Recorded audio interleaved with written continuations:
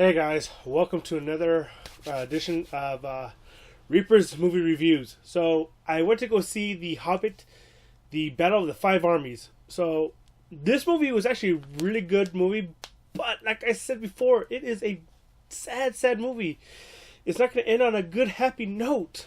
Well, it kind of does, but it doesn't really. It's if you've seen the first two, The Hobbit started out with very lighthearted, very not as dark as the Fellowship movies, and the reason being because this is how it all started and how it began. This takes place after the One Ring was already lost and the war was ended and peace was thought to be throughout the land, but that is a false happening in the movie. You progress in the first one, where Bilbo finds the ring and he meets up with Smeagol, and they go on through this little, the little play where they're playing around with each other. Well, Smeagol playing around with him just so.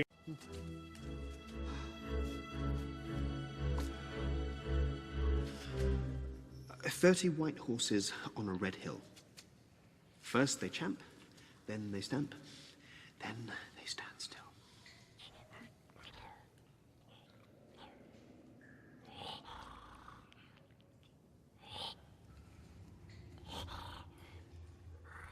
Teeth? Teeth! Yes, my precious. But we only have 9. Our turn. Voiceless, it cries. Wingless, flutters. Toothless, bites. Mouthless, mutters. Just a minute. Oh, we knows. Shut up.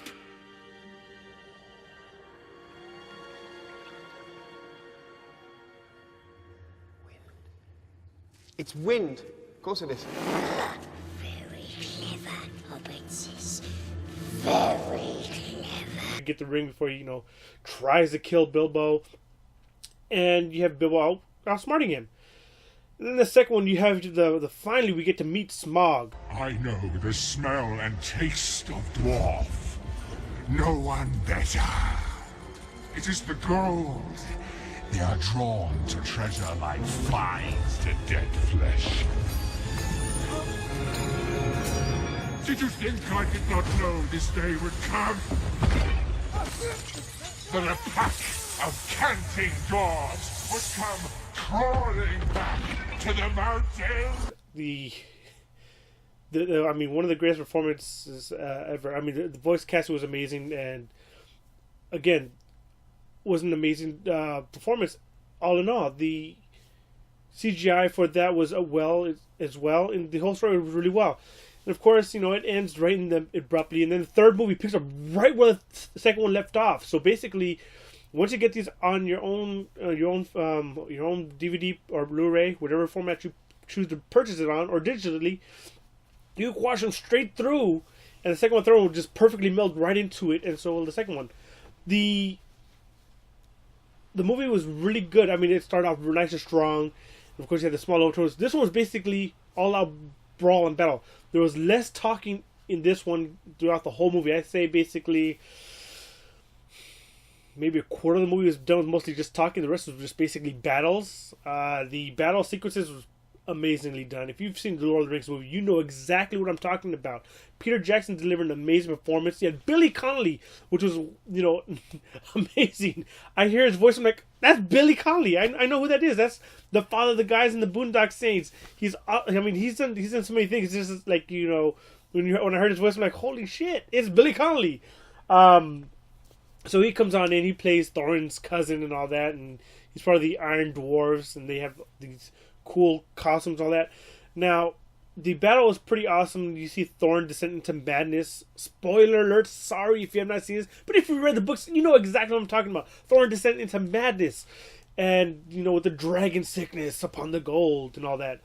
The movie was really well done. The action sequence is amazing. The whole thing was really, really well done. I saw it in IMAX 3D, and it was in high frame rate, so it was amazing. The beautiful quality and all that. I don't know what people people's problem is with high frame rate. This is the first time I've seen a movie in high frame rate, and all I gotta say is it was beautiful. It was like watching it on a TV that had 120 hertz refresh rate. It was pretty much like that, and it was amazing. I loved it. I enjoyed it. I don't see what people's problems were, and they need to get over it. With that being said, this movie had, a lot of things going for it. The thing is, there's some things that they probably didn't have in it that I can't wait to see explored in the extended edition. Of course, there were deaths in this movie, and one was I already expected. I already knew who was gonna. I already expected that person to die, so I didn't really care that much about it. But it wasn't really a shocker to me. Like, oh my god, no, damn it, so sad. But all in all, it was an amazing journey to go through. It's sad that we're not going to go back to Middle Earth for who knows how long. I've seen an article on Peter Jackson about maybe we might return to Middle Earth. I'll read that article. I'll give you guys an update on that because I'm not 100% sure what he means by that. We'll see what he said, what he meant by that. But all in all, Peter Jackson's returning to the Middle Earth world and last visit for us until who knows when we'll get another one is a happy and sad one as well, because we know how this movie ends, and when it picks up, it's pretty sad. But like I say, I give this movie 2 thumbs up. Definitely worth watching. And I can't wait for the extended edition, which is gonna take a while before it comes out on video, which is gonna be a whole year for me. I know most of you guys were like, I don't care about the extended edition. I want to get the standard Blu-ray. Yeah, well, I like the extended editions because it gives us more in depth into the movie and more stuff that we couldn't get into the theater because it would have inflated the runtime. Now with the Desolation of Smaug, the extended edition, we got to see Thorin's father, and we knew exactly what happened. Where he was and everything else. So that answered that question and all that. Even though it might not have been on a lot of people's minds, but I was like, where did it happen to his father? Did his father die? And they explained it in the extended edition of the Desolation of Smaug. So all in all, I gotta say, I hope that most of the stuff that they left out, they might have in it. And I know that Peter Jackson was probably trying to keep from doing that 15 million different endings that he had in Return of the King. That kind of bothered me a bit. But you know what? I still enjoyed the movies all in all. With that being said, here's the spoiler alerts for you guys out there right now. If you do not want to know what's going to happen, what happened in this movie, click off now. Alright, spoiler alerts. We get the deaths of Keely and Feely. Both of them I did not expect to die. I expected Keely to die because he was in love with Tariel. Now with Tariel, I expected her to die as well. I expected them both to die, trying to save each other because they both cared and loved for each other. We didn't get that. We only got his death because he sacrificed himself. Well, he didn't sacrifice. He went to save her, and he died because of that. And overall, that his death was he died a heroic death. Now Tariel didn't die. She stayed there and she mourned his death, and it hurt her a lot. Now Thorin's death, I was expecting. I already knew he was gonna die. I had a feeling he was gonna die. His death was pretty cool. He got his revenge finally. He died at the hands of Asog the Defiler. Now with his death and how he died, he chose to die. He was sailing away. He was doing things. He said, "Screw it, kill me. It's the only way I can get close to you and kill you without you expecting it," which was pretty cool. But yet, Bilbo took it pretty hard.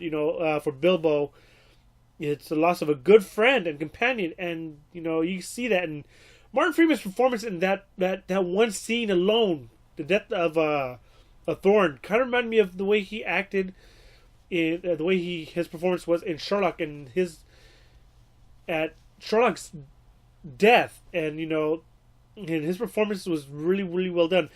Now it wasn't the exact same kind of performance. It was the same kind of emotion, but it was more emotional in the Hobbit. There was more tears and all that.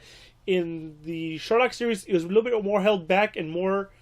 He was angry and hurt, and that he had lost a good friend like that. In the Hobbit, it was a loss of a good friend, and it was just different ways to express your loss. And it takes a really good actor to express a loss in different varying forms. And Martin Freeman did an amazing job in both instances. Where Sherlock Holmes was reserved hurt and pain because Watson was a military guy. But yet as much as he loved Sherlock, the way he had been, but a close friend that he was, I think his portrayal of how he felt when he died in Sherlock was very well done. And then this one was beautifully done, beautifully shot, and the way that performance was done. All in all, the movie was very well done. And my mom asked the question, well, who takes over the mountain? Who's in charge now with the bloodline cut off? Hopefully we get that kind of answer in the extended edition. I'm thinking Barlin takes over since he was there. Since he'd be like the next person in line to take over. But all in all, to me, it's kind of kind of sad to end the series like that. I'm hoping, I pray to God, we get the whole the story of Sauron and his reign and how he became into power and him losing his power. That'd be an amazing movie to watch and see. I would definitely sit there and enjoy watching that story unfold and into this one. This would basically be an amazing movie. Now, I grew up on Star Wars. I love the whole 4, 5, 6 episodes: Star Wars: A New Hope, The Empire Strikes Back, and Return of the Jedi. Those were amazing. Now, I like the prequels not as much as I love the original. We got a great saga out of it. Now we have The Lord of the Rings, another great saga out of it. Let's wrap it in there. Give us 3 more movies if we can. The beginning sequence with the whole Forging of the One Ring and the whole thing. That'd be an amazing thing to see. But until then, guys, I think you guys might enjoy this movie. If you have not seen it yet, check it out while you still can. Most of you guys will wait until it dies down, but definitely check it out. Check it out on IMAX. It's worth watching in IMAX. Until then, guys, I'm Grim Reaper. Leave a comment below. Hit that like button. Hit that dislike button. Subscribe if you have not subscribed. I got more movie news, more gaming talk coming up, more Sunday gameplay, more Warfare Wednesdays, more Throwback Thursdays. And Tuesdays are new release Blu-rays. If I have the money at the time to purchase it, or if I have pre-ordered it in time and gotten it in time, it will be done on Tuesdays. If not, it will be done Friday. Fridays, I'm going to start reserving it for movie talks only. Saturdays will be gaming talk. So, I have a full week's schedule. Mondays, I will not be uploading any videos at all because I need time to edit some of these videos. Until then, guys, I'm Grim Reaper. I'll see you guys around. Bye.